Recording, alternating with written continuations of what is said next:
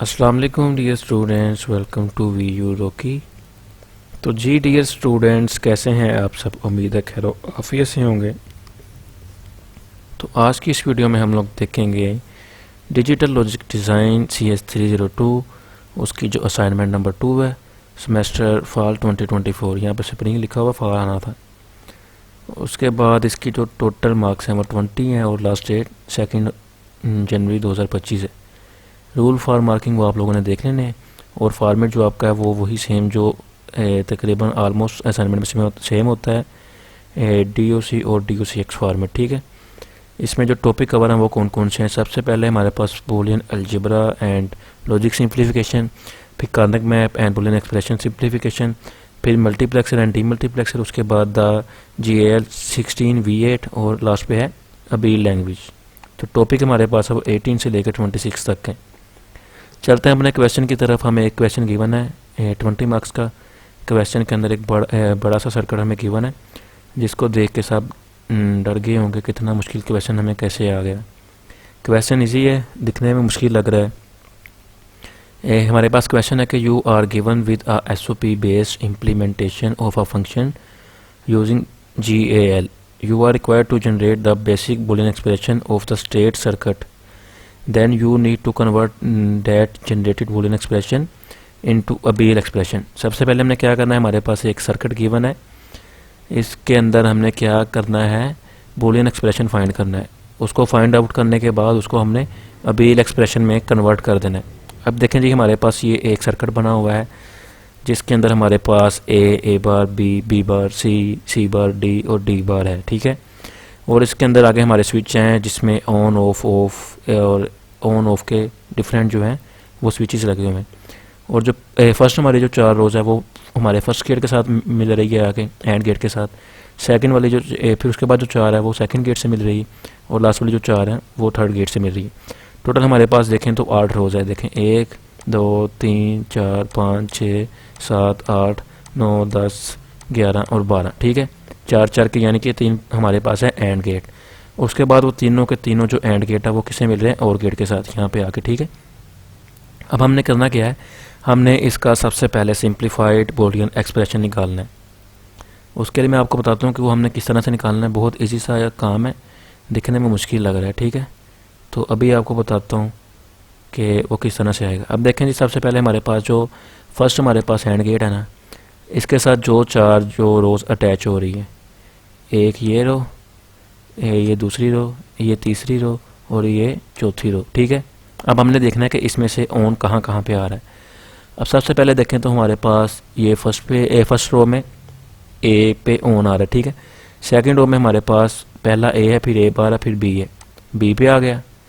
Third में देखें तो हमारे पास पहले A, फिर A बार, फिर B बार, फिर C और यहाँ पे C का बार है, ये हमारे पास ऑन आ गया। और लास्ट वाले में देखें, चौथी वाली में तो D के बार के ऊपर ऑन आ रहा है। ठीक है, तो अब यहाँ से हमने एक्सप्रेशन निकालना है। जो हमारा फर्स्ट गेट है उसके ऊपर हमारा एक्सप्रेशन क्या आया, पहले A आया, उसके साथ एंड गेट है तो इसलिए हमारे पास यहाँ पे डॉट लगेगा, B आ गया। उसके साथ तीसरे में देखें तो हमारे पास C बार पे था, C का बार, फिर डॉट, लास्ट पे आ गया D बार। ओके, ये हमारे पास हो गया। अब नेक्स्ट देखें कि जो हमारे पास सेकंड एंड गेट है वो कौन कौन सी 4 रो से मिल रहा है। इसका कलर चेंज करते हैं ताकि हमें आइडिया हो जाए कि कौन कौन सी नेक्स्ट 4 रोज़ है। एक ये रो, एक ये और एक ये 4 रोज़ है हमारे पास।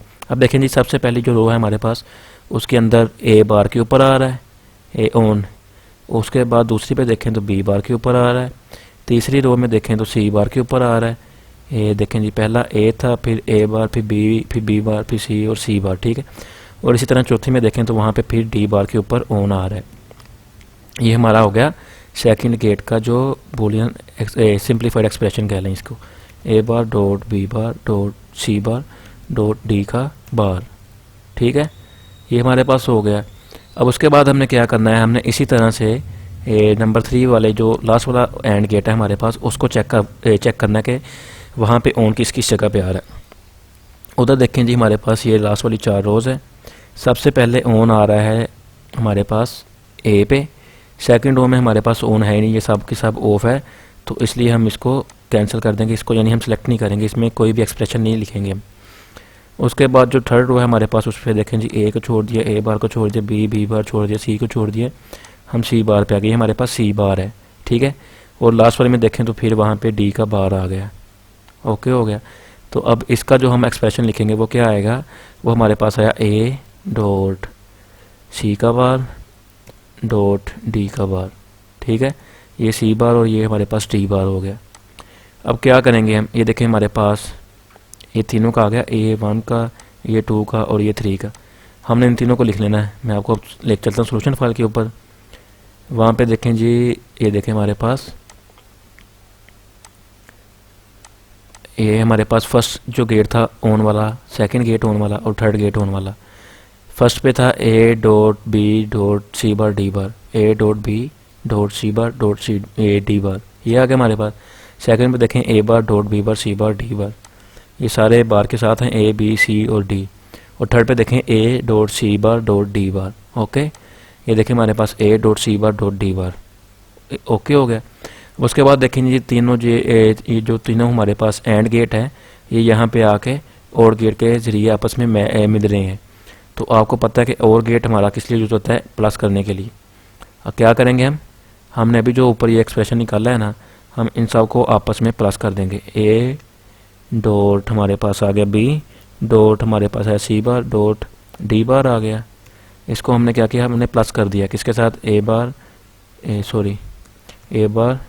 डॉट बी का बार डॉट सी का बार डॉट डी का बार। फिर हमने प्लस किया इसके अंदर क्या, ए डॉट सी का बार डॉट डी का बार। ये हमारे पास आ गई हमारी एक्सप्रेशन, जो हमारे पास उन्होंने कहा था बूलियन एक्सप्रेशन। इसको एफ नाम दे लें या कोई भी नाम दे लें। ये हो गया, फर्स्ट करने हमारे पास एफ इज इक्वल टू हो गया A dot B dot C bar dot D bar plus A plus B A bar B bar C bar D bar, फिर प्लस इसमें कर दिया ए dot C bar D bar. ये सारा हो गया, हमने इसको आपस में यहाँ पर लिख दिया। ये देखें हमारे पास बूलियन एक्सप्रेशन हमारा ये बन गया, ठीक है। जो हमने पहले 3 निकाले थे अपने एक्सप्रेशन, उनको आपस में ऐड कर दिया।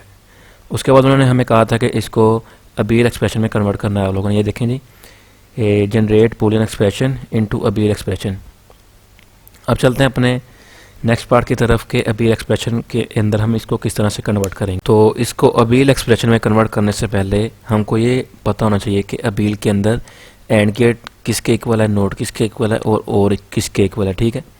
क्योंकि देखिए जी हमारे पास यहाँ पे जो डॉट वाला है ये एंड गेट है, ये बार जो हमारे पास नोट गेट है, और जो प्लस है हमारे पास और गेट है। यही 3 चीज़ें हमारी यूज़ होंगी। अब देखें जी, जो हमारे पास ये वाला साइन है ना, ये एंड के तौर पे यूज़ होता है अबील के अंदर, और ये साइन होता है और के तौर पे, और जो हैश है हमारे पास ये साइन नोट के तौर पे, और जो हैश है वो हमारे पास और ऑपरेशन के तौर पे हम उसको यूज़ करते हैं। अब अबील एक्सप्रेशन हमारे पास किस तरह से आएगी, देखें जी हमारे पास जो यही एक्सप्रेशन है ना, हम इधर से इसको करते हैं। अब देखें जी, जहाँ पे हमारे पास पहले आ गया ए, सेम ऐसे नीचे आ जाएगा। डॉट की जगह पे हमने ये वाला साइन लगा देना है, क्योंकि डॉट जो हमारे पास है एंड गेट होता है। फिर डॉट ए बी आ गया, यानी कि पहले हमने लिखा ए, उसके बाद हमारे पास ये साइन आया, फिर हमने बी लिख दिया। उसके बाद देखें जी सी के ऊपर बार है, तो उससे पहले हम लगाएंगे ये वाला साइन। फिर सी आ गया हमारे पास, यहाँ पे हम एंड भी लगाएंगे पहले, क्योंकि बी और सी आपस में क्या हो रहे हैं, ऐड हो रहे हैं। पहले हम यहाँ पे एंड लगाएंगे, फिर उसके बाद ये हमने साइन लगाया, और उसके बाद हमने सी लगा दिया। फिर हम एंड लगाएंगे, फिर हम ये साइन लगा के तो फिर हम डी लगा देंगे। उसके बाद प्लस आ गया, प्लस की जगह पे हमने हैश लगा देना है, और इसी तरह नेक्स्ट जो हमारी 2 एक्सप्रेशन है उसको भी इसी तरह सेम कर देना है। अब ये देखें, यहाँ पे हमारे पास ए एंड बी एंड सी का बार एंड डी का बार, ये हैश का मतलब प्लस, ए का बार एंड बी का बार सी का बार डी का बार, फिर हैश का मतलब प्लस, फिर ए एंड सी का बार एंड डी का बार। यही था हमारा सलूशन इसका।